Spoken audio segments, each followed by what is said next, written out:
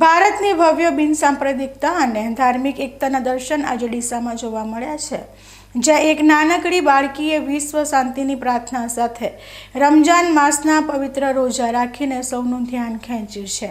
વિવિધતામાં એકતા ધરાવતા આપણા દેશમાં દરેક ધર્મને સમાન સન્માન મળે છે અને આ માસૂમ બાળકીની અતૂટ શ્રદ્ધા તે વાતનું જીવંત ઉદાહરણ પૂરું પાડે છે. ભારત એક એવો દેશ છે જ્યાં તમામ ધર્મના લોકોને પોતાની આસ્થા મુજબ જીવન જીવવાનો અને ધર્મ પાળવાનો સમાન અધિકાર આપવામાં આવ્યો છે. અને આ જ કારણ છે કે અહીં દરેક તહેવાર અને પવિત્ર માસની ઉજવણી હર્ષોલ્લાસ સાથે કરવામાં આવે છે.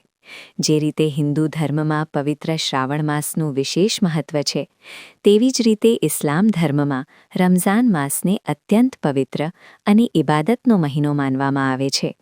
આ આખા મહિના દરમિયાન મુસ્લિમ બિરાદરો ખુદાની બંદગીમાં લીન રહીને કઠિન રોજા રાખતા હોય છે. ત્યારે બનાસકાંઠાના ડીસા શહેરમાંથી ભક્તિ અને શ્રદ્ધાનો એક અદ્ભુત કિસ્સો સામે આવ્યો છે, જેમાં નીમત ફાતેમા ઉસ્માન ગની નામની મુસ્લિમ સમાજની નાનકડી માસૂમ બાળાએ રોજા રાખ્યા છે. આટલી નાની ઉંમરે કાળજાળ ગરમી વચ્ચે પણ આ બાળકીએ વિશ્વમાં શાંતિ સ્થપાય અને સૌનું કલ્યાણ થાય તેવા ઉમદા હેતુથી ખુદાની બંદગી વ્યક્ત કરી છે.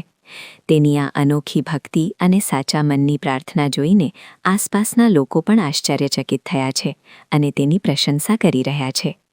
રમઝાન માસના આ દિવસોમાં જ્યારે વડીલો પણ રોજા રાખવામાં ઘણી મહેનત અનુભવતા હોય છે, ત્યારે આ બાળકીનો ઉત્સાહ અને ઈશ્વર પ્રત્યેનો પ્રેમ ખરેખર હૃદયસ્પર્શી છે.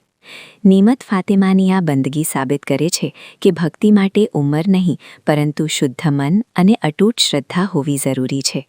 સમાજમાં શાંતિ અને ભાઈચારાનો સંદેશ ફેલાવતી આ બાળકીની આસ્થા અત્યારે સોશિયલ મીડિયા અને સ્થાનિક લોકોમાં ચર્ચાનો વિષય બની છે. તેની આ માસૂમિયત અને ખુદા પ્રત્યેનું સમર્પણ જોઈને સૌ કોઈ તેને આશીર્વાદ આપી રહ્યા છે. આ પ્રકારના કિસ્સાઓ સમાજમાં ધાર્મિક સહિષ્ણુતા અને પ્રેમની ભાવનાને વધુ મજબૂત બનાવે છે.